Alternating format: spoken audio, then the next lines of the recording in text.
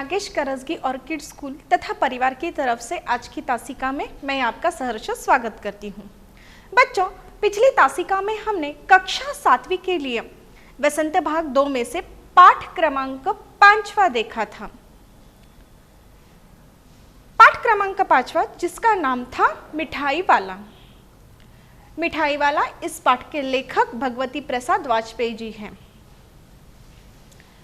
पाठ के और आगे बढ़ने से पहले बच्चों हम थोड़ा सा पुनर्अध्ययन करते हैं कि पिछली तासिका में हमने इस पाठ में से क्या क्या देखा था। पिछली तासिका में हमने यह देखा था कि मिठाई वाला जो है उसके माध्यम से लेखक ने एक ऐसे प्रतिष्ठित व्यक्ति की मनस्थिति पर प्रकाश डाला था जो असमय ही अपने बच्चों तथा पत्नी को खो चुका है।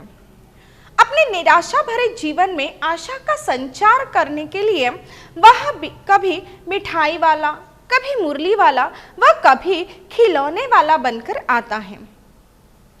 बच्चों के प्रति उसका विशेष लगाव झलकता था। उसे उन बच्चों में अपने बच्चों की झलक नजर आती थी, जिससे उसे बहुत संतोष और प्रसन्नता का अनुभव होता है। मिठाई वाला पैसों के लालच में अपना सामान नहीं बेचता था। वह तो चाहता था कि बच्चे सदा हंसते खेलते रहें। इस कारण जब जब भी आता बच्चों की मनभावन चीजें, कभी खिलौने वह कभी मिठाइयाँ बेचने के लिए लाता। गली भर में गा गा कर वह कम दामों में सामान बेचकर बच्चों को प्रसन्न करता। विजय बाबू के बच्चे चुन्नू मुन्नू एक दिन एक खिलौने वाले से खिलौने लेकर आए तो उनकी माँ रोहिणी ने उनसे पूछा, कितने में लाए हो? तो मुन्नू ने बताया, 2 पैसों में। रोहिणी हैरान थी कि खिलौने वाला इतने बढ़िया खिलौने इतने कम दामों में क्यों बेच गया। पिछली तासिका में हमने यहां तक देखा था। आज हम पाठ के आगे की ओर बढ़ते हैं। लगभग पुनः वापस क्या हो जाता है, 6 महीने बाद वही व्यक्ति मुरलियां बेचने के लिए आता था। वह मुरलियां बजा बजा कर सबका मन मोह लेता था। रोहिणी ने भी उसकी मधुर आवाज सुनी थी। उसने जान लिया था कि यह वही खिलौने वाला है। अब देखिए, किसी इंसान की आवाज हम बार बार सुनते हैं तो अगर हम उस इंसान को नहीं भी देखते हैं तो उसकी आवाज से हम पहचान लेते हैं कि यह इंसान कौन है या यह किस इंसान की आवाज है। जब 6 महीने बीत जाते हैं तो 6 महीने बाद पुनः क्या हो जाता है कि वही व्यक्ति मुरलियां बेचने आ जाता है। वही व्यक्ति यानी कि जो व्यक्ति पहले ही क्या कर चुका था, खिलौने बेचने के लिए आया था, परंतु इस बार उसने अपने साथ खिलौने नहीं लाए थे। इस बार उसने क्या लाया था? मुरली लेकर वह व्यक्ति आया था। अब इस बार जब वह मुरलियां बेचने आया था तो वह क्या कर रहा था? मुरलियां बजा बजा कर सबका मन मोह ले रहा था। जब वह व्यक्ति मुरली बजा रहा था तो उस मुरली की जो मधुर धुन है, उस मधुर धुन को सुनने के बाद सबका मन क्या हो जाता था? उस मुरली की ओर आकर्षित हो जाता था। तो यह मुरली वाला मुरली की मधुर धुन बजाकर क्या कर ले रहा था? सबका मन अपनी ओर मोह ले रहा था या आकर्षित कर रहा था।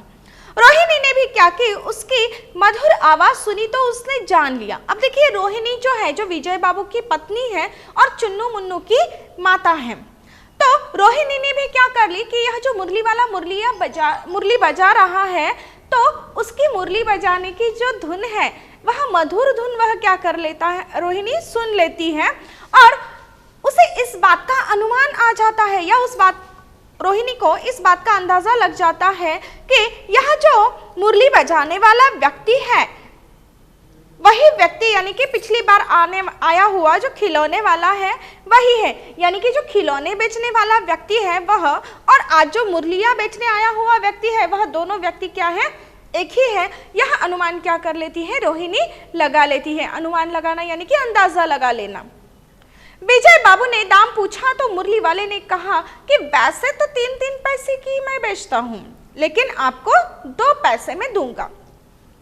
जैसे कि हम भी कभी दुकान में जाते हैं तो क्या करते हैं, कोई सामान खरीदने से पहले उसके ऊपर जो कीमत लगाई हुई है वह देखते हैं, नहीं तो दुकानदार से उस कीमत की पूछताछ कर लेते हैं और फिर उसके बाद हम क्या करते हैं, उस सामान को खरीद लेते हैं। ठीक उसी प्रकार जब विजय बाबू जो है उनको उनकी पत्नी जब कहती है, यानी कि रोहिणी जब विजय बाबू से कहती है कि आप क्या कीजिए, उस मुरली वाले से मुरलियां खरीद लीजिए, तो उस वक्त विजय बाबू जब मुरली वाले के पास जाते हैं और मुरलियां खरीदने के लिए उनसे दाम पूछते हैं, यानी कि मुरलियों की जो कीमत है वह कीमत जब वह पूछते हैं तो उसी वक्त मुरली वाला जो है वह कहता है कि यह वैसे तो यह जो मुरलियां हैं वह कितने की है, 3-3 पैसे की हैं। यानी कि मुरली वाला विजय बाबू से यह बात कहता है कि 3-3 पैसों में मैं क्या करता हूँ, यह जो मुरलियां हैं वह बेचता हूँ। आगे चलकर मुरली वाला इतना कहकर रुकता नहीं, वह आगे चलकर विजय बाबू से यह कहता है लेकिन आपको 2 पैसे में दूंगा। देखिए विजय बाबू से वह मुरली वाला क्या कहता है आगे चलकर कि हालांकि मैंने अगर इन मुरलियों को 3-3 पैसे में बेचा है फिर भी मैं आपको क्या करूंगा, यह मुरलियां 2-2 पैसों में दूंगा। जब मुरली वाला ऐसे कहता है तो ऐसा कहने पर विजय बाबू उससे कहने लगते हैं कि तुम लोग तो झूठ बोलते हो। विजय बाबू मुरली वाले से क्या कहते हैं कि तुम लोग तो, यानी कि जो फेरी वाले होते हैं जो घूमकर अपना सामान बेचते हैं घर घर जाकर, वह सारे लोग। तो विजय बाबू यहाँ कहते हैं उस मुरली वाले से कि तुम लोग तो क्या करते हो, झूठ बोलते हो। क्या करते हो, झूठ बोलते हो। अब बच्चों देखिए कि विजय बाबू ने ऐसा क्यों कहा और क्या झूठ बोलते हो तुम लोग ऐसा कहा। देखिए सबको 2-2 पैसे में ही देते होंगे। अब देखिए विजय बाबू जो है वह मुरली वाले से बातचीत कर रहे हैं, जो सामान उन्हें खरीदना है यानी कि जो मुरलियां खरीदनी है उसके लिए वह दाम की पूछताछ कर रहे हैं। जब उन्हें पता चलता है कि यह मुरली वाला 3 पैसों में बेचता है परंतु वह विजय बाबू को 2 पैसों में देगा, तो विजय बाबू मुरली वाले से क्या कहते हैं बच्चों कि विजय बाबू मुरली वाले से कहते हैं कि तुम लोग तो क्या करते हो, झूठ बोलते हो। सबको तुम लोग क्या करते होगे, 2-2 पैसों में ही देते होंगे। तो विजय बाबू का कहना यह है कि तुम 2 ही पैसों को तुम्हारा यह जो सामान है या जो तुम्हारी मुरलियां हैं वह तुम 2 पैसों को ही बेचते होंगे, लेकिन मुझे तुमने दाम बढ़ाकर कहा और जब मैं लेना चाहता हूं तो तुम क्या कर रहे हो, ठीक 1 पैसा कम कर रहे हो और मुझे 2 पैसों में यह मुरलियां बेच रहे हो। ऐसा कहना विजय बाबू का था। तो मुरली वाला भी कह उठा कि यह तो ग्राहकों का दस्तूर है कि दुकानदार भले ही हानि में वस्तु बेचे पर ग्राहक को यही लगता है कि वह क्या कर रहा है, लूट रहा है। अब देखिए मुरली वाला भी जो है वह विजय बाबू की सारी बातें सुनकर लेता है और उत्तर में उन्हें यह कहता है कि ग्राहकों का दस्तूर है कि दुकानदार भले ही हानि में वस्तु बेचे पर ग्राहक को यही लगता है कि वह क्या कर रहा है, लूट रहा है। यानी कि मिठाई वाला जो है या जो मुरली वाला है इस बार मुरलियां लेकर आया है बेचने के लिए, वह कहता है कि ग्राहकों का दस्तूर है। दस्तूर यानी कि क्या, दस्तूर अर्थात नियम। बच्चों दस्तूर इस शब्द के नीचे पेंसिल से अधोरेखांकित कर लीजिए और वहां लिखिए उसका अर्थ नियम। दस्तूर अर्थात नियम। तो मुरली वाला कहता है कि जो भी ग्राहक है यह तो ग्राहकों का नियम है कि दुकानदार भले हानि में यानी कि क्या बच्चों, नुकसान उठाकर भी अगर वस्तु बेचे, यानी कि 10 रुपए की चीज अगर वह 5 रुपए में भी बेचे तो भी जो ग्राहक होते हैं उन्हें ऐसा लगता है कि दुकानदार क्या कर रहे, पहले उन्होंने कीमत बढ़ाकर लगाई थी और अब जब खरीदने आए हैं तो कीमत कम कर दी ताकि हमें भी खुशी हो जाए कि दुकानदार ने कम चीज में या कम रुपयों में अपना सामान बेचा है। तो यहाँ पर मिठाई वाला जो है, जो अब खिलौने वाला जो है, जो इस बार मुरलियां लेकर आया है, वह क्या कहता है कि अगर दुकानदार भले ही अपना नुकसान कर कम दाम में वस्तु बेचे तो भी ग्राहक को क्या लगता है कि वह क्या कर रहा है, ग्राहक को लूट रहा है। यानी कि कौन लूट रहा है किसको बच्चों, जी हाँ, दुकानदार क्या कर रहा है, ग्राहकों को लूट रहा है। और ऐसा किसे लगता है, ग्राहकों को लगता है। और यह ग्राहकों का क्या है, नियम है, ऐसा क्या कह रहा है, यह जो मुरली वाला है वह बता रहा है। विजय बाबू ने मुरली के प्रति उपेक्षा भाव दिखाते हुए भी 2 मुरलियां खरीद ही ली।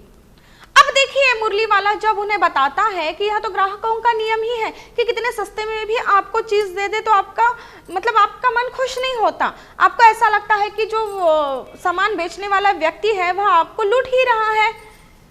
यह सारी बातें सुनकर जो विजय बाबू है, विजय बाबू ने क्या किया, मुरली के प्रति उपेक्षा भाव दिखाया। और उपेक्षा भाव दिखाते हुए भी उन्होंने क्या कर ली, 2 मुरलियां खरीद ही ली। 2 मुरलियां किसके लिए खरीदी होंगी बच्चों, विजय बाबू ने? एक चुन्नू के लिए और एक मुन्नू के लिए। तो विजय बाबू ने उपेक्षा भाव दिखाया मुरली के प्रति, परंतु उपेक्षा भाव दिखाने के बावजूद भी उन्होंने क्या किया कि यह जो मुरलियां हैं उन मुरलियों में से 2 मुरलियां उन्होंने अपने लिए खरीद ही ली। यह सब बातें सुनकर भी रोहिणी को न जाने क्यों मुरली वाले के प्रति सहानुभूति सी थी। जब विजय बाबू यह सारी बातें घर आने के बाद अपनी पत्नी रोहिणी को बताते हैं, तो यह सारी बातें सुनने के बाद भी कि मुरली वाले ने विजय बाबू को पलटकर ऐसा जवाब दिया, फिर भी यह जो रोहिणी है उसके मन में क्या हो जाता है, यह जो मुरली वाला है उस मुरली वाले के प्रति सहानुभूति का जो भाव होता है वह उसके मन में निर्माण होता है। 8 महीने बीतने के बाद एक दिन फिर नगर भर में मधुर कंठ फूट पड़ा। अब देखिए, इस घटना को बीते लगभग 8 माह हो चुके हैं, माह यानी कि महीने, जबकि मुरली वाले से इन्होंने मुरलियां खरीद ली। कितने पैसों में खरीद ली, 2-2 पैसों में। और कितनी मुरलियां खरीद ली, 2-2 मुरलियां खरीद ली।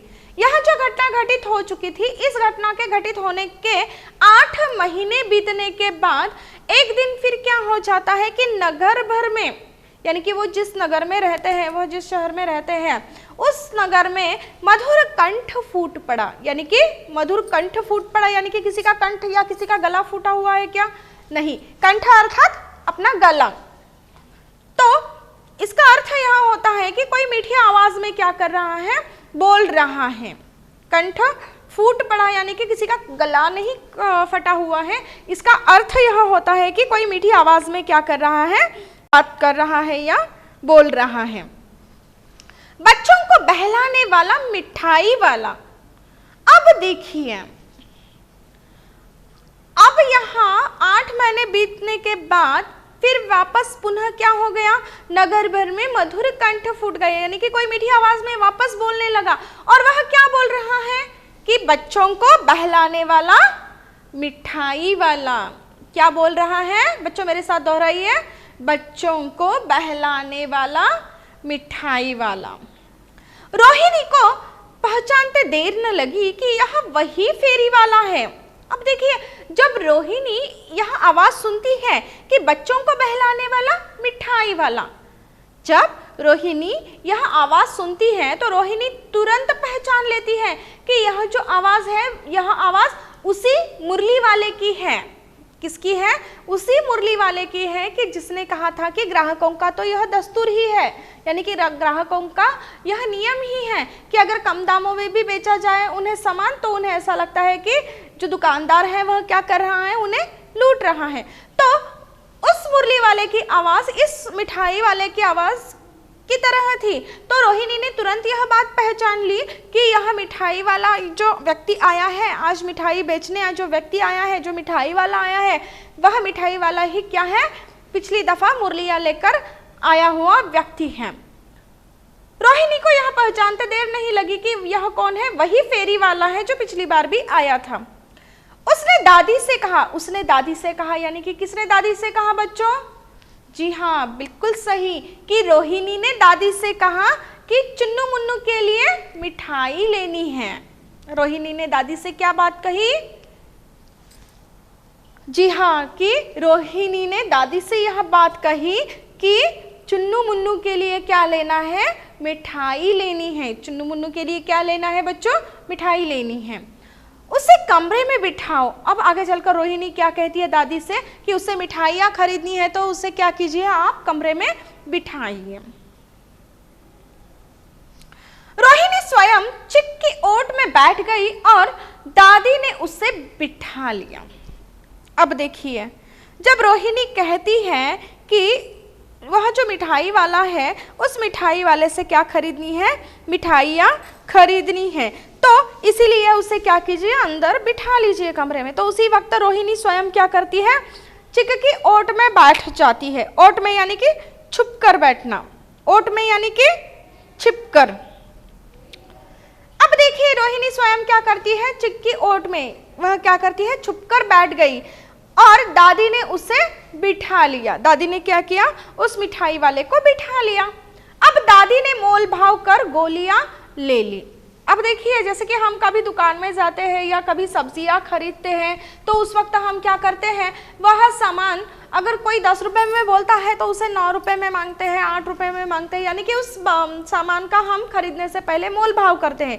ठीक उसी प्रकार यह जो दादी है, उस दादी ने भी क्या किया है कि उन्हें जो मिठाई खरीदनी थी उसका मोल भाव कर लिया और मोल भाव करके दादी ने क्या खरीद ली, गोलियां खरीद ली। लेकिन रोहिणी के मन में तो उत्सुकता थी कि उसे इस व्यवसाय में क्या बचता है। अब देखिए, इतना सोच विचार तो हम भी नहीं करते कभी किसी के बारे में, परंतु रोहिणी के मन में यह विचार आ जाता है कि इतने कम दामों में यह अपनी अपना सारा सामान बेचता है, या उसने जो चीजें लाई हुई है वह कम दामों में वह बेचकर बच्चों की खुशी के लिए जाता है। परंतु रोहिणी के मन में यह सवाल आता है या उसके मन में यह उत्सुकता निर्माण हो जाती है कि यह जो व्यवसाय है या यह जो व्यापार है, कि यह जो मिठाई वाले सामान लेकर आता है, मिठाइयाँ लेकर आता है, खिलौने लेकर आता है, मुरलियाँ लेकर आता है, यह जो व्यवसाय वह करता है इसमें क्या बचता है। अगर कम दामों में वह सामान बेच के जाएगा तो उसके हाथ में ज्यादा पैसे नहीं आएंगे। मिठाई वाले ने कहा कि यही खाने भर को मिल जाता है और कभी नहीं भी मिलता।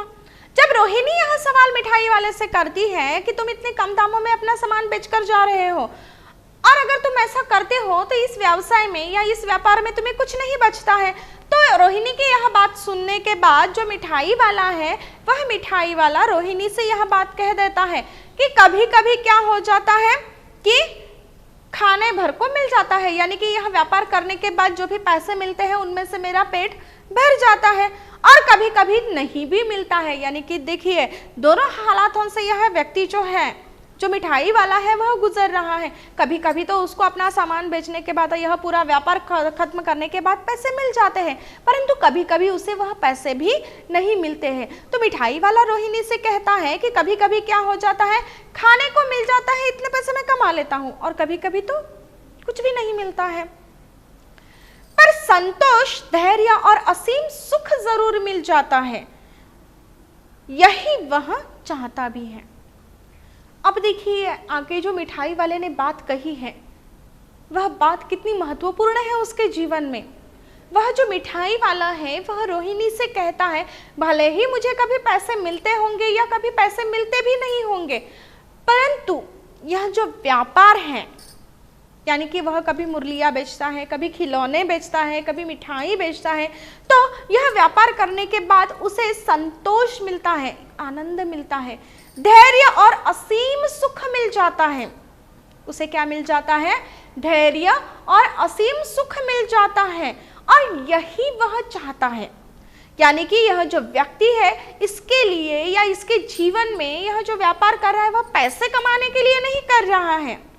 इसका व्यापार करने का महत्वपूर्ण जो उद्देश्य है वह क्या है कि वह बच्चों को हंसता खेलता देखना चाहता है, और भले ही उसे पैसे मिले ना मिले, इससे ज़्यादा जो बहुत ज़रूरी चीज़ है जो उसे मिलती है वह है कि उसे संतोष मिलता है, आनंद मिलता है, धैर्य और असीम सुख मिलता है, जो जिसकी गणना हम किसी के साथ नहीं कर सकते या जिसकी तुलना हम किसी के साथ नहीं कर सकते। ऐसा सुख उसे मिल जाता है, और यही वह क्या करता है, अपने जीवन में चाहता है। आगे चलकर ऐसा हो जाता है, न जाने क्यों मिठाई वाले के जीवन के बारे में जानने की जिज्ञासा रोहिणी की बढ़ती ही चली जाती है। अब देखिए, यह जो रोहिणी है उसके मन में अनेक प्रकार के प्रश्न निर्माण हो जाते हैं।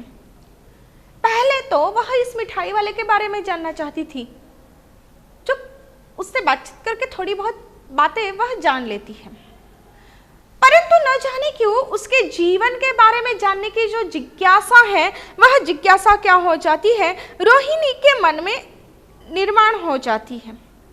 उसे ऐसा लगता है कि इसके जीवन में क्या घटनाएं घटित हो चुकी है, या उसका जीवन किस प्रकार से है, यह सारी बातें जानने की जो उत्सुकता है, वह उत्सुकता क्या हो जाती है, रोहिणी के मन में निर्माण होती जाती है और वह बढ़ती ही चली जाती है। उसने उसके घर परिवार के बारे में जानना चाहा। अब देखिए, यह जो रोहिणी है उसके मन में तो जिज्ञासा निर्माण होती गई और बढ़ती भी गई कि यह जो खिलौने वाला व्यक्ति है, या जो मिठाई बेचने वाला व्यक्ति है, जो मुरली बेचने आता है, यह जो व्यक्ति है जो एक ही है, तो इसके जीवन के बारे में जानने की जिज्ञासा उत्पन्न हो गई और वह बढ़ती चली गई। तो अब रोहिणी क्या करना चाहती है कि यह जो मिठाई वाला है उसके घर परिवार के बारे में वह क्या करना चाहती है, जानना चाहती है। मिठाई वाला भावुक हो उठा। उसने गंभीरता से बताना शुरू किया कि मेरे बच्चे थे, सुंदर स्त्री थी, अच्छा व्यवसाय था, नौकर चाकर थे, लेकिन विधाता की लीला कि सब समाप्त हो गया। अब देखिए, यह मिठाई वाला अपने बारे में बता रहा है या अपने बारे में कह रहा है कि मेरा भी एक परिवार था, मेरा भी घर था, और मेरे घर में भी क्या थे, बच्चे थे। बच्चों के साथ साथ मेरी स्त्री यानी कि उसकी जो पत्नी है, वह एक सुंदर पत्नी भी थी उसे। आगे चलकर वह यह भी बताता है कि अच्छा व्यवसाय था, नौकर चाकर थे, लेकिन यह जो विधाता है यानी कि यह जो ईश्वर है, ईश्वर की लीला है कि सब कुछ क्या हो गया, पल भर में ही, क्षण भर में ही समाप्त हो गया, यानी कि खत्म हो गया। बस उन्हीं बच्चों की खोज में निकला हूँ, यानी कि मिठाई वाले के परिवार में जो बच्चे थे या जो उसकी स्त्री थी यानी कि उसकी जो पत्नी थी, यह क्या हो चुके हैं, उससे बिछड़ चुके हैं। और बिछड़ चुके हैं मतलब ऐसा बिछड़ चुके हैं कि वह पुनः वापस उससे कभी नहीं मिलेंगे। तो यह जो मिठाई वाला है, यह मिठाई वाला रोहिणी से यह बात स्पष्ट रूप से कहता है कि मैं क्या कर चुका हूँ, मेरे परिवार को खो चुका हूँ, मैंने अपने बच्चे खोए हैं, अपनी पत्नी खो दी है।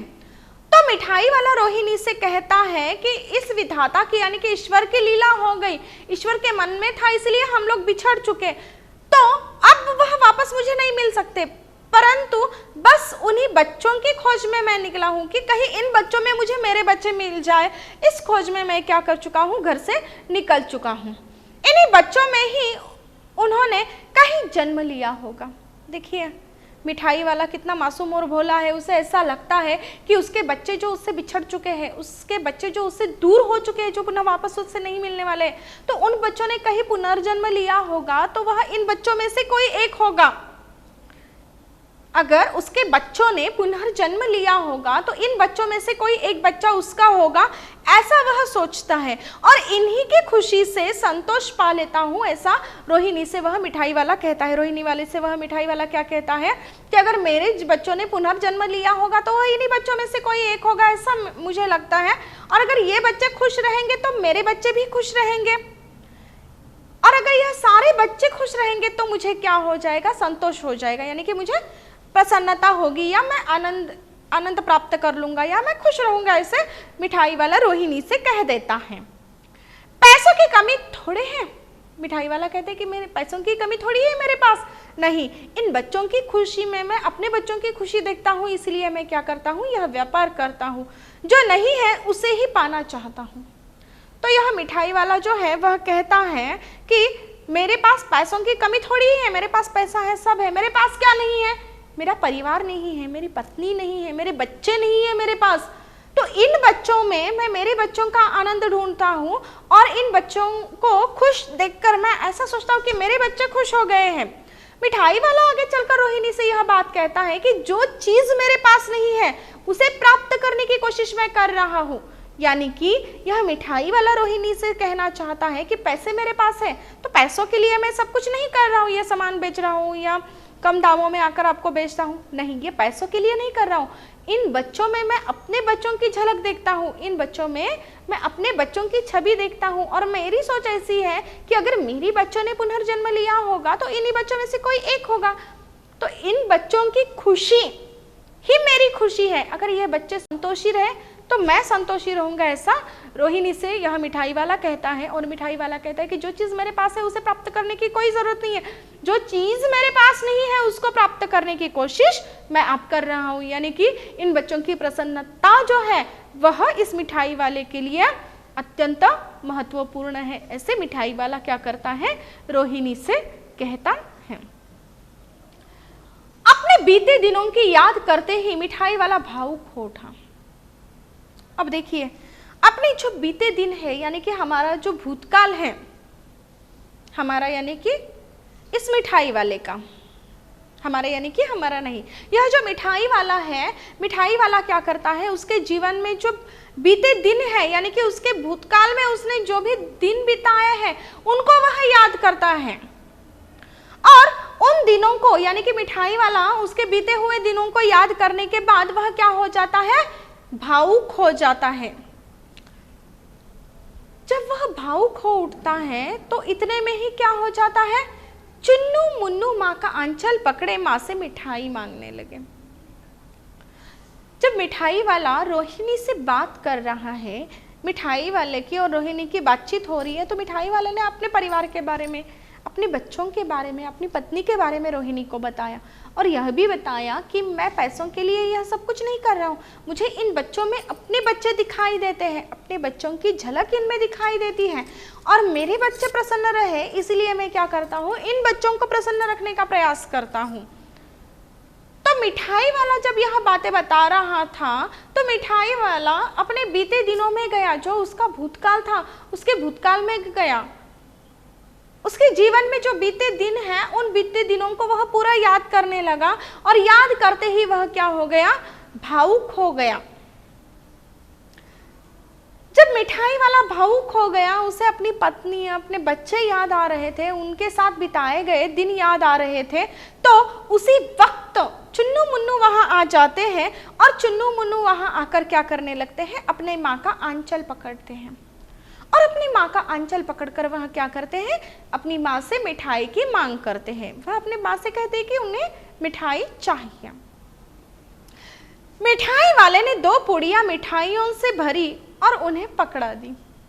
जब बच्चे यानी कि चुन्नू मुन्नू अपने माँ से मिठाई की मांग कर रहे हैं, यह बात जब मिठाई वाला देखता है तो वह तुरंत क्या करता है, 2 पुड़िया मिठाइयों से भर देता है, और उसने जो 2 पुड़िया मिठाइयों से भरी हुई है वह 2 पुड़िया वह क्या करता है, चुन्नू और मुन्नू को पकड़ा देता है, यानी कि उन्हें दे देता है। रोहिणी व दादी ने पैसे देने चाहे तो उसने कहा, आज ये पैसे न लूंगा। जब दादी ने तो पहले ही मोल भाव करके गोलियां ले ली थी, परंतु जब बच्चों ने अपनी माँ से मिठाई की मांग की तो मिठाई वाले ने क्या किया, तुरंत मिठाई की 2 पुड़िया भर ली और चुन्नू मुन्नू के हाथ में पकड़वा दी। जब ऐसा हो गया तो उसी वक्त उन मिठाइयों की जो पुड़िया बच्चों को दी थी मिठाई वाले ने, उसके पैसे रोहिणी तथा दादी ने क्या किए, मिठाई वाली को देना चाहा, परंतु मिठाई वाले ने उनसे पैसे नहीं लिए। वह कहता है रोहिणी और दादी से कि आज मैं क्या नहीं करूंगा, ये जो पैसे हैं यह पैसे आज मैं आपसे नहीं लूंगा। ऐसे कौन कहता है, मिठाई वाला कहता है। किससे कहता है बच्चों, रोहिणी और दादी से कहता है। और ऐसा कहते हुए उसकी आंखें भर आई, ऐसा कहते हुए कि क्या कहते हुए कि आज मैं क्या नहीं करूंगा, इस मिठाई के पैसे नहीं लूंगा। और जब वह ऐसा कहने लगता है तो उसी वक्त मिठाई वाले की आंखें भर आती हैं। यह कहकर उसी प्रकार मीठी आवाज में बच्चों को बहलाने वाली मिठाई वाला कहकर वह आगे बढ़ने लगता है। उसे अपने बच्चों की याद आई होगी इसलिए उसकी आंखें भर आई होगी, और अपने बच्चों की झलक उसने क्या की थी, रोहिणी के बच्चों में देख ली थी, इसलिए उन्होंने क्या किया था, मिठाई वाले ने 2 पुड़िया चुन्नू तथा मुन्नू के हाथ में थमा दिया था। और आगे चलकर वह उनसे पैसे नहीं लेता है, वह कहता है कि आज मैं यह पैसे नहीं लूंगा। यह कहकर वह क्या करता है, वहां से जैसे कि पहले ही प्रकार वह मीठी आवाज में मधुर कंठ में वह क्या कर रहा था, बच्चों को बहलाने वाला मिठाई वाला, ऐसे कहकर वह अपनी मिठाइयाँ बेचता था ना, वैसे ही कहकर वह क्या करता है, मीठी आवाज में वह कहने लगता है पुनः कि बच्चों को बहलाने वाला मिठाई वाला, बच्चों को बहलाने वाला मिठाई वाला। ऐसे कहकर वह क्या करता है, आगे की ओर बढ़ने लगता है। जब मिठाई वाला क्या कहता है, रोहिणी से पैसे नहीं लेता और वह आगे की ओर बढ़ जाता है। बच्चों, हमारा यह पाठ आज यही समाप्त होता है। आशा करती हूँ आपको यह पाठ समझ में आया होगा। धन्यवाद एवं शुभ दिन।